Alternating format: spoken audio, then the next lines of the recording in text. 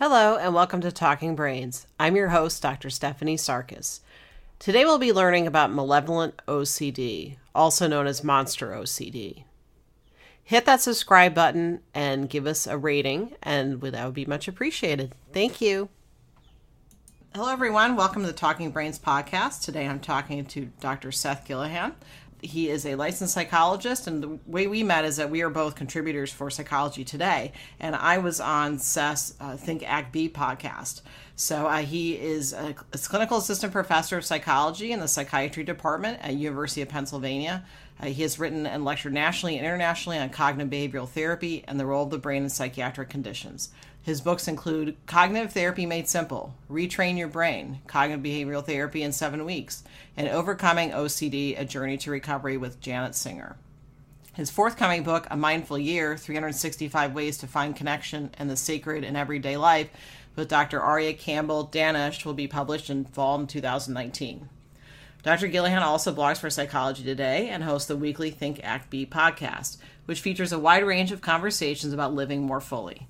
He has a clinical practice in Haverford, PA, where he provides treatment to adults with OCD, anxiety, depression, and related conditions. You can find him on the web at sethgillihan.com, and I'll spell that for everybody. It's SETHGILLIHAN.com. Well, welcome, Seth. Thank you, Stephanie. Nice to be talking with you again. Yeah, I really enjoyed talking with you on your podcast. And today we're going to be talking about something different than we talked about in yours. We're going to talk about malevolent OCD. And right before I started recording, we were talking about how I see people that have obsession compulsions with thinking that they hit people while they were driving. And so they'll turn around and drive and go back to where they were to make sure they didn't hit someone. And you're saying that's not specifically malevolent OCD. So if you could explain a little bit of the difference between what I see usually in my practice and then what malevolent OCD is. Sure. So, they're closely related, that idea. The idea of did I harm someone in OCD? It's really common among different types of obsessions a person might have. But I wanted to distinguish it's really a subtype of harm OCD. So harm OCD is the fear, did I accidentally contaminate someone's food when I was making them dinner? Is someone going to get hurt because I didn't warn them about something? I say, be careful with the ice out there. It's slippery when you're driving, which is similar. It overlaps for a lot of people with what I'm calling malevolence OCD. And I gave it that name because I wanted something that captured the fear of doing something truly evil, truly reprehensible. You wouldn't say that forgetting to warn someone, to be careful when driving is evil. But, for malevolence OCD or MOCD, a person might worry, like, what if I'm a pedophile, or what if I'm a mass shooter and, I'm going to do something awful? Or what if I stab someone that I love, that I don't want to stab anyone, much less, this person I love, or God forbid, my pet. So I wanted to give it a name that seemed to capture, as I imagined it, the fear that a person with that subtype had, which really is being somehow a vile person. Do you have just a ballpark estimation of how many people with OCD have the malevolent form? I don't know. I don't know that, because usually it's not broken down by sort of subtypes. So it's there probably are data I don't have at my fingertips about how many people have harm-related OCD versus contamination OCD. I do know it's harm is, as I said, fairly common. And this type of harm OCD, malevolence OCD, I think is, in my experience, not at all uncommon, and I think much more common than people who have it probably realize. I think they often feel all alone, sort of singularly bad about it. But I see it a lot. I think it actually is probably a fairly common type. Would you say it's also a type of OCD that people may be more hesitant to seek help for because of the thoughts they're having?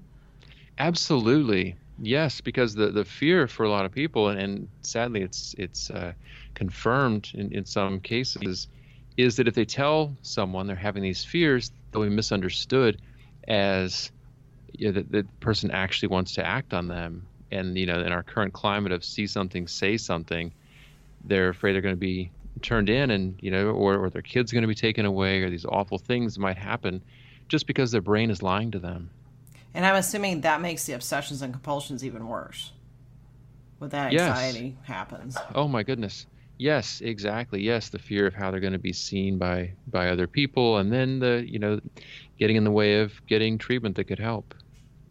And I was also going to ask, you wrote a really good article for Psychology Today called 7 Ways Therapists Can Mess Up the Best OCD Treatment. If you could talk a little bit more about exposure and response prevention, which is a very effective form of treatment for OCD. How does that play into treatment for malevolent OCD? Yes, yeah, great question. So there aren't a lot of treatments that work for OCD in general, and exposure and response prevention is one of the very few. It's considered the first line treatment. So, you've got fears that awful things are going to happen. Let's say here I have, for example, the fear I'm going to stab someone that I love. And so that's the obsession, that repeated thought of something awful happening that I really don't want to have happen. And then the compulsion is doing anything that I can to prevent that thing from happening. So in this case, it might mean avoiding being around knives. It might mean turning off shows that talk about knives or talk about someone being stabbed, not watching the evening news. So lots of kinds of avoidance. So the treatment for OCD that's most effective is to address both of those things, the obsessions and compulsions. And we start by addressing the compulsions. And once a person stops doing those compulsive behaviors that are meant to keep them safe, then they can start to break the cycle of OCD. Because as anyone with OCD or who knows someone with OCD knows, compulsions just lead to more compulsions, which lead to more obsessions, and a person's stuck in this awful cycle that can, take hours and hours out of their day and years out of their life. And so you might have someone work up to being able to do things like handle knives around people that they love, to not avoid things related to knives, maybe reading stories involving people who got stabbed, and over time gradually becoming more comfortable with the things that previously made them really afraid, and not having to do compulsions to get through their day. And also, in your PT article, and then you had an article or in the Journal of Obsessive Compulsive and Related Disorders about common pitfalls. And I guess I just want to emphasize for clinicians, this isn't something you just go out and start trying, that you have to really assess your client to see if this is an appropriate treatment. So what are some of the roadblocks that or challenges that clinicians need to particularly pay attention to if they're looking to start practicing exposure and response prevention? Well, one of the main ones that we see, and this is even among people who have gone through an intensive, multi-day training course with, real experts in the area, the people who literally wrote the book on exposure and response prevention treatment. Still, we were seeing repeatedly, and I was seeing in myself, I started out these kinds of mistakes.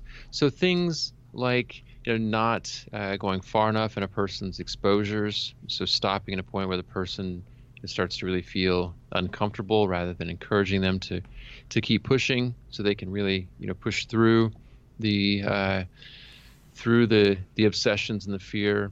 So in this case, a person might say, well, I'll work up to being around knives, but I'm going to put the knife down when someone that I care about comes close to me. Or, okay, I'll hold a knife when my spouse is around, but not when our baby is in the same room. And all that does is just leaves an out for OCD to say, yep, see, if you'd actually done that thing, if you'd picked up the knife when your child was there, you might have acted on what feels like an urge to be violent toward your child. So not going far enough is a big one. And, there are different kinds of exposure that a therapist can do. Some are done in real life, so things you can actually do, like picking up a knife, holding a knife. There are lots of kinds of MOCD. I'm just using a knife to keep it simple. But there also are ones called imaginal exposures, ones that a person does by thinking about things that could happen. So this could be helpful for something that that you can't actually expose someone to. Like, you can't actually expose someone to the reality of acting on their fears, because I mean that would obviously not be a good exposure. Wouldn't even be legal for that matter. So you have them think about something terrible happening, and or in the case you brought up of someone who's afraid of driving, you ask them to imagine having actually causing a hit and run accident that they're afraid of. And by thinking about that scenario over and over, it starts to lose the grip that it has on a person, and makes it easier to let go of the obsessive fears. So I think those are two big ones that come up. The final one I'll mention, because it happens so often, probably I would hazard to say every time someone who's not trained in treating OCD does therapy for OCD, they probably fall into the trap of giving reassurance. So telling the person it's okay, you're not a monster, you're not going to do anything bad. And that's fine to tell someone that once as part of education, but then it can quickly become part of the obsessive compulsive cycle. I feel really afraid, I had an urge, does that mean I'm going to stab someone? No, it's okay, you're not a danger to anyone. And that just feeds into that loop and keeps it going. So as part of therapy, we have to work with the person to stop giving reassurance, and for them to stop asking for it. So, for example, and I know this isn't a form of malevolent, but when somebody's driving, think they hit something, a friend of mine that treats OCD the person he'll actually be in the car with them, and the person will turn to him and say, "Did I hit something?" And he'll say, "Well, you may have not." So it adds that ambivalence to the brain, and so it sounds like the ambivalence kind of wears the OCD out in a way. I don't know if that's the correct way to say it, but I think that's a really nice way of saying it, Stephanie, that what OCD is really after is eliminating ambivalence and uncertainty. And if we leave that uncertainty there, then it kind of takes the fuel or robs OCD of its the fire that fuels it. Because it's kind of like if a bully comes up to you and calls you nasty names, and you say, all right, yeah, whatever, then it sort of loses its fight. I really like that bully analogy. That's great. Yeah, I didn't make that up, but yeah, it's a common analogy. There's so many of these metaphors for OCD treatment. So you're saying kind of whatever to the OCD in a way. Yeah, okay. Whatever. Or say like, yeah, maybe I did. Yep, I probably did. Probably just ran over someone, and I'm gonna keep on driving. Just wait for the police. I'm sure they'll be here eventually. Right. Because if you tell someone, well, if you did run over somebody, the police would show up, then again, that's probably reinforcing it, I would think. Because that's reassuring, yes, right? Exactly. Okay. Oh, yeah. Yeah, and that's especially hard for family members not to do, because, for 97.5% of the population or so, it's the right thing to do when they ask for reassurance, because you give it and they feel reassured and we move on. But before that, 2 to 3% of people with OCD, most likely it's going to keep them stuck. And would you recommend something to family members to say instead of reassuring? Because I could see where that would be really difficult, because you don't want to see the person you love suffering.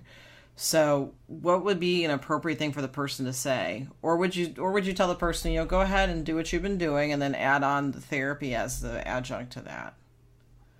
Well, yeah, I think it is. It's a really important conversation to have. I mean, in the ideal case, the person with OCD stops asking, but it is good to have a kind of stopgap measure where you have a discussion with everyone in the room who's involved, and there's an agreement between person with OCD and loved ones that, if I ask, here's what's going to be helpful for you to say, here's what's just going to, make me more anxious or irritated, but, some kind of something supportive that's not reassurance. So for some people that might be, saying something like, sounds like the OCD is bothering you now. What do you need to do to get through this? Or how can I support you through this? Or what can you use from therapy that can be helpful to you now? Okay. So maybe jog the memory and calling it OCD rather than you. It's important to kind of externalize it sounds like. It is, yeah, okay. If possible. I know for family it can get frustrating, especially when the reassurance seeking just comes, and family members can can at times get frustrated, but yes, to remember that it is the OCD that's compelling the behavior. Now, I'm guessing too that using positive reinforcement is saying to the person, "Oh, hey, you haven't asked for reinforcement, or you haven't asked for double check on it." It sounds like that would actually increase the loop of OCD if they use positive reinforcement, or does it? Well, yeah, it depends on the person. Okay. So, for all these things, it kind of depends on what the function is for the person. So you want to check it out, kind of see if is it kind of artificially decreasing their anxiety, in which case it's probably feeding into compulsions, or is it leaving? Does it just feel good to be complimented like that? In which case it's probably a good thing to do. Okay. And I also had a question on medication. What's the role of medication in treatment for OCD? What are the most commonly prescribed medications? And also, is it almost a prerequisite of getting treatment or not? Or it depends on the Definitely person? not a prerequisite. There are Okay. a lot of people who battle their OCD and are able to get tremendous amount of relief without any medication at all.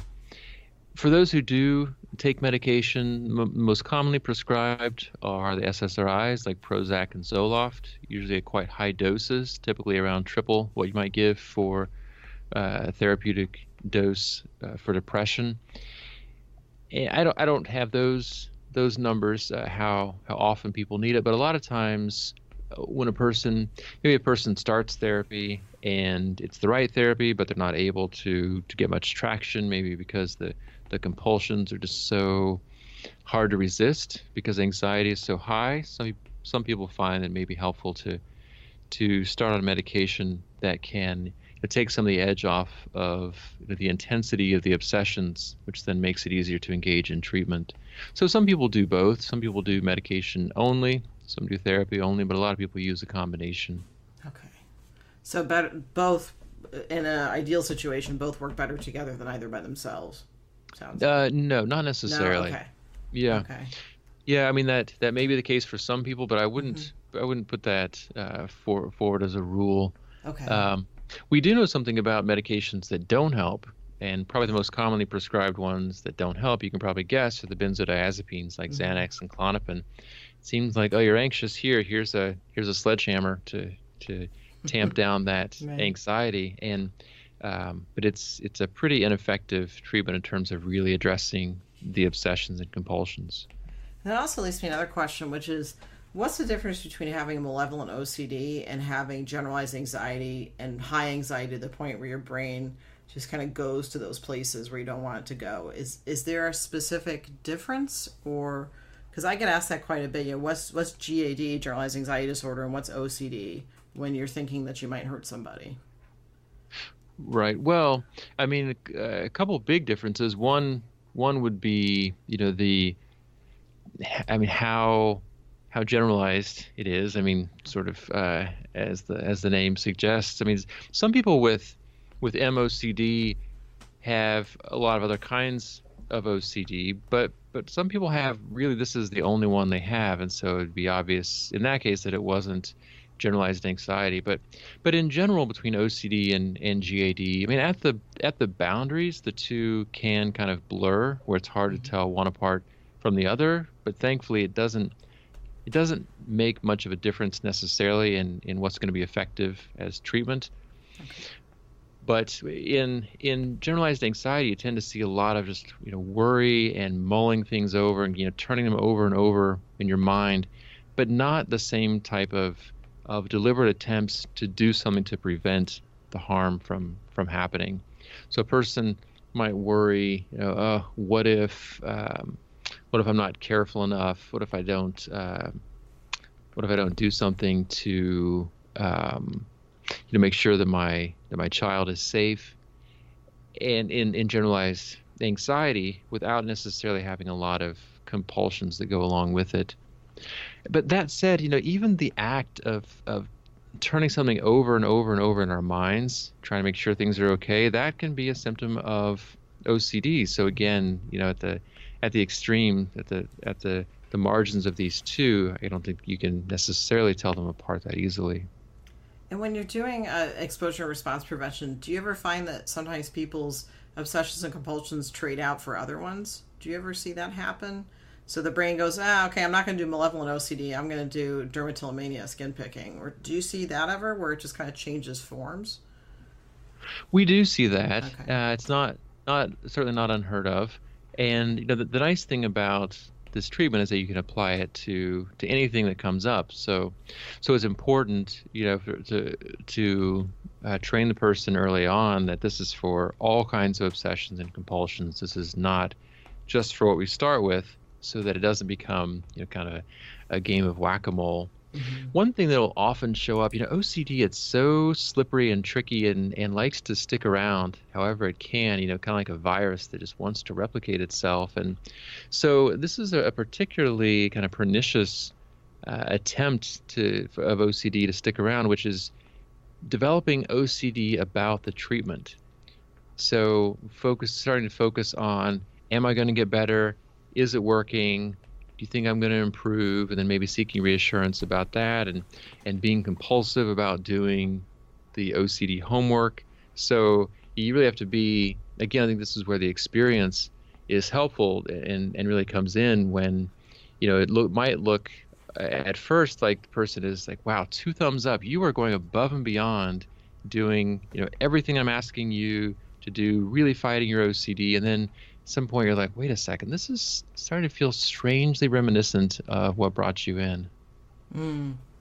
And in that case, again, you keep going with the same treatment because you have the same underlying, I guess, structure of the obsessions and compulsions. It's just changed. It's just morphed into something else. Or like you said, it's tricky and it morphs into different things. Yes, Okay. yes, that's nicely said. Same process, different content.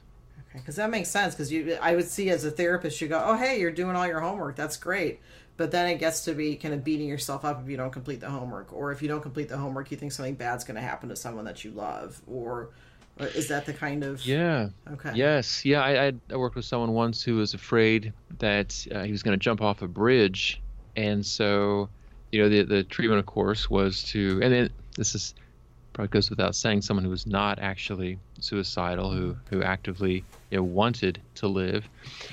And so the treatment involved, progressively working up to bigger bridges. And then once we had done the biggest one around here, he started looking around the country for bigger bridges to tackle. And then we had to have a discussion about how this was becoming, an effort to get certainty that I would never jump no matter how big the bridge, versus saying like, all right, looks like it's probably not going to happen. And whatever uncertainty is left with, I'll just have to live with. Okay. So going back to being okay with the ambivalence, being okay with that gray area, but not being completely solved. Yes, that is really such a consistent marker of when it's OCD, is looking for that 100% certainty. And I think that that's something the brain really likes with most people, is having that closure, completing that circle. And it sounds like with OCD, you never really get that full closure, but it's learning to be okay with that, not completing that circle. Yes, that's right. And yes, getting more comfortable living with that partially open circle that basically all of us live with, but most of us don't think about. You and I are both sitting in each of our own offices, and where I'm sitting, there's a non-zero chance that a train could derail and come smashing through my window. But I mean, that could happen, but unlikely enough that I don't worry about it. But when OCD grips us with its fear, then we can fall into a pattern of trying to be sure what we're afraid of won't happen. Mm-hmm. And the Dalmatian says yes, that could happen because he has some OCD. Barking in the background. He's saying be careful. So what I run into where I live is that sometimes people have obsessions and compulsions about something from NASA coming over and hitting us because we're about an hour, 2 hours away. So that's kind of an interesting concept that, yes, it could happen, but the chance of it happening are pretty small. So I'm wondering, what do you do when it's something that is plausible? Probably it's plausible, but not probable. How do you work with that? Because that's always been tricky for me, because I don't want to tell people, no, that's never going to happen. Right. Yeah. I mean, usually it's something along the lines of, I mean, that's really unlikely to happen, but it could. But I like your odds. So, but balancing those two things. Yes, it is it is possible, but chances are you'll probably be okay. But I mean, how do I know for sure? Like I think I looked this up a number of years back. Something like 20,000 commercial planes land safely in the U.S. every day, and you know, it, thankfully, you hear about major crashes so rarely. And yet, if someone asks, do you think is my plane going to crash? Really, the best you can say is like, probably not. Like, but I can't say for sure. I'm just some guy. Like, what do I know? But, but we live our lives through that uncertainty. Because really, Right. what's the alternative? Yeah, that's actually a really good question. What is the alternative? Yeah, you wonder if this stuff's going to happen to you, and you wait around for it to happen to you, and usually doesn't. And then I noticed too, like I call what you're saying about people worrying about treatment, I call that kind of meta anxiety, having anxiety about their anxiety. And Yes. then people worrying about, well, I've spent all this time thinking about whether the rocket's going to hit my house, and what am I going to do with all that lost time? And then there becomes an obsession with, I've lost that time. Right. Right. Yes. And the whole thing kind of eats its tail. Right. You know what OCD is kind of like, and especially maybe malevolence OCD. It's like having a gaslighter in your brain. Yeah, that's a great way to describe it. Yeah. Really, I mean, one who wants to influence kind of how you see reality and manipulate you to carry out its will. So, I guess things you and I think about have more in common than I might have realized. Yeah, I always tell people it's kind of like your brain's being a jerk, or the OCD is just a jerk that doesn't want to leave your brain, and it finds these ways Yes. to kind of manipulate you. Yeah, I describe a lot like Yes. that. So, and thanks for tying in Yeah. gaslighting, because yeah, I think I actually, when I work with people with OCD, I haven't actually connected gaslighting. I think I want to start doing that now. 'Cause that's a great way of describing it. That your brain is just kind of pulling a fast one on you. Thank you. Yes, and So, the way you can start. I mean, the isolation can happen. Really kind of starting to live out this person's idea of what you should be doing. and I also want to bring up too the power of people coming together and talking about this, because you have a Facebook group, and I was really impressed to see that the Facebook group is a month old, a little over a month old, and you already have over 100 members in Yeah, the thank you. group. I was really, yeah, but that just happened recently, crossing that 100 person mark, and let the group know, that we're growing, which is great to see, but more than that, I'm just so pleased to see how open and supportive people have been with each other, because there was such an outpouring when I wrote a post about malevolence OCD a couple of years ago, and just person after person write to me and say, it's such a relief. I had no idea. I felt so alone. I thought I was a terrible person, and now I feel like I can have a life again. And so I thought, maybe we can, keep this going, bring people together, and continue to spread the word. So I'm glad that the group's doing well, and I appreciate being able to talk with you about it to further spread the word. And I think it's really nice too. It's not just people that have MOCD; it's also family members, therapists, people that just want to know more about it. I think that's wonderful. It's people from all different kind of areas coming together, and it is a closed group, which is nice because that means it's only the people. For people who aren't familiar with Facebook groups, a closed group means that it's you have to be approved to get in the group, so you don't see everybody's information up front, which is nice too. That's right. Yeah, I knew that would be an important part since it's such a sensitive issue. It's called Malevolence OCD, and then Fear of Hurting Others on Facebook. And it sounds like it's a forum where people can share their experiences and people can chime in and Yes. okay. Yes, exactly. And I share things there on a regular basis. I'll be sharing link to this podcast and podcast I'm going to do with an expert on harm OCD in the coming months. So yeah, a lot of stuff going on there. I also want to point out too, if people want to know a great way, or clinicians are listening, want to find out a great way to tie in social media to your practice, you're really a master at it. So Ah, I mean, I appreciate that. it's really impressive. So when I did your podcast, I know it was, you put it on your Psychology Today page and Yes. did a transcript, and then it was on your website, And it's a really masterful way of tying everything together and reaching as many people as possible, which is kind of why we're here. We want people to have this alleviation from this suffering.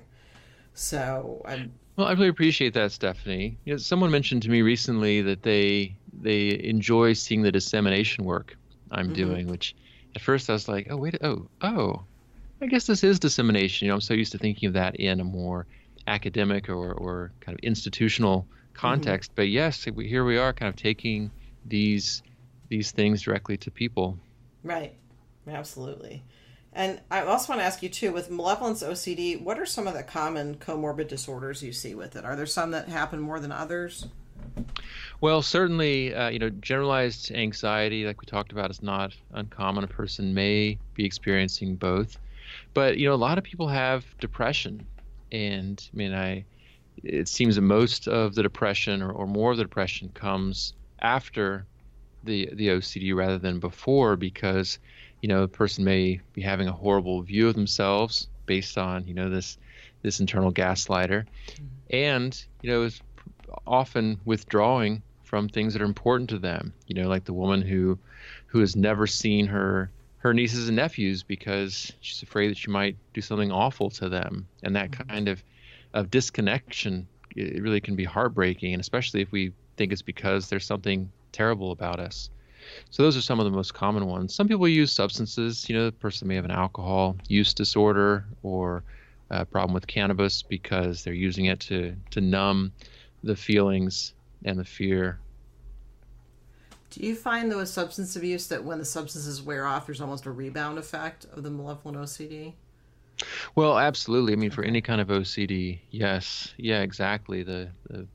Unfortunately, it's one of the cruel things about using those kinds of means to cope, is they do tend to have that bounce back effect. And so I'm assuming that when you see some of the substance abuse in OCD, is the general rule like with other disorders, like I primarily work with ADHD, that you treat the substance abuse first and then you treat the issue, or you treat them both at the same time? What's the general? In my training, when I was working at Penn as a faculty member, we had multiple trials where we were treating two conditions at the same time, like alcohol use and post-traumatic stress disorder. And because a lot of times people find themselves in this kind of no man's land where they can't get help for their OCD because people are telling them to get their substance problem treated, but then they're having a hard time quitting or staying quit because they're dealing with so much anxiety or obsessions. So if possible, unless if someone's using alcohol to cope but is basically functioning, then we can often address the two and at the same time, and decreasing use of substances during treatment can be a part of exposure and response prevention. So getting rid of you thinking of it as something that's used to manage anxiety. So of course, a person would need to be reasonably familiar and proficient treating problems with substances to do this, but I think that the two can be managed together. And when you brought up PTSD, it made me think, so how much of OCD do you think develops as possibly the root of it is a trauma, and then OCD either manifests itself, it was latent and it shows up because of a trauma, or there maybe not even be a family history and it shows up? Do you ever see that where PTSD almost sparks the OCD to start? Yeah, that's a great question. Yes, we definitely see that.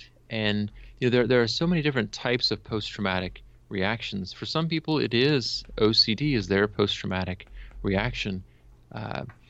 It's not at all the rule, I would say. For a lot of people, there's no identifiable thing that started it. We know that stress in general raises the odds of having OCD, but yes, for some people, they certainly do trace it back. Maybe some people are dealing with both PTSD and OCD, which seem to have come from the same period or same incident. And for people that just have OCD, how important is getting family history and diagnosis and treatment? Well, I mean, it can be important. It can, especially, if there may be a question about is this generalized anxiety versus OCD, and if you see there's a lot of OCD in the family, maybe that's helpful. But obviously, it's not the final word on the person's diagnosis. But I would say, much more important than having that kind of family history is having family support, because when you have the support of the people who are closest to you and they're in your life and they're really part of your team working on these things. I mean, as you know, Stephanie, what a huge difference that can make in a person's recovery. Right. And let's say someone, either their family's passed away or they don't have a lot of contacts because maybe OCD, they've isolated themselves. What's a good way for people to build up that support system or get to know that there's people out there that are willing to support them? What's a good way to go about doing that? Or Well, I usually start with, hopefully with some low-hanging fruit. Mm-hmm. So, people that are still interested in being around the person, but maybe just the person has been ignoring their calls or hasn't gotten in touch with them in a long time, but the door most likely is still open. So that's a good place to start. But besides that, I mean, there are a lot of support groups that can be helpful too. Just finding other people who are dealing with the same thing and meeting people that way, and at least having your regular support that, depending on kind of how the group is set up, may extend outside of the group sessions. So your Facebook group would be one of those ways to get support, right? I mean, it's not treatment, as you say on the page, but it does provide other people that you're in the same kind of. It's that. What's that concept in group therapy? Universality. Yes, exactly. Yeah, just seeing. I think one of the important things about numbers in the group is that as the number grows, it just underscores that it's not this abstract idea of you're not alone. Look, here are this many people just in this this one group that's just kind of growing organically, that's of people who have very similar things to what you're experiencing. Oh, and I think you gained 2 members since I looked it up this morning. You're at 104. Okay, good. Good. Yes. So that's pretty amazing. So well, it seems to be, I don't know how Facebook does its algorithms, but it seems like as we've grown, we've been growing more quickly. And I'm just going to go over some other examples of malevolent OCD just to kind of reiterate for everyone. So it's feeling like you might stab someone, feeling like you might be a pedophile, feeling like you're going to push somebody in front of a train, thinking that you're going to sexually assault someone, you're going to become a mass shooter, or being a psychopath. And I know from your article in Psychology Today, you had a good point that if you're thinking that you might be these things, probably a pretty good chance that you're not going to be these things. That's right. Almost certainly. Again, we'll keep that little bit of non-zero chance that OCD is right, but really, we're not worried about it. And in closing, what's some advice or what's the kind of a pearl of wisdom you would give for people that are starting to kind of confront the malevolent OCD and maybe aren't really sure where to turn to get help? What would you suggest for them? I often recommend that people check out a great resource online, the International OCD Foundation, www.iocdf.org. I'm sure you're familiar with it. It's a great place to get information, to find links to support groups, to therapists who provide the right kind of treatment. So I would say start there. Great. And your website's SethGillihan.com, and I'll spell that for everyone again. It's SethGillihan.com. And your books are Cognitive Behavioral Therapy Made Simple and Retrain Your Brain, Cognitive Behavioral Therapy in 7 Weeks, and Overcoming OCD, A Journey to Recovery. And thank you so much for talking about malevolent OCD today. Yes, my pleasure. I'll just mention the final book, the OCD one, is with for the first author, Janet Singer, who tells the story of her son's recovery. It's really a pleasure to speak with you. Thanks so much for having me on, Stephanie. Thank you. Well, this has been another episode of Talking Brains. Thank you for listening. And again, Dr. Gillihan's site is SethGillihan.com. That's SethGillihan.com. And I'm your host, Dr. Stephanie Sarkis, and my website is stephaniesarkis.com. Thank you.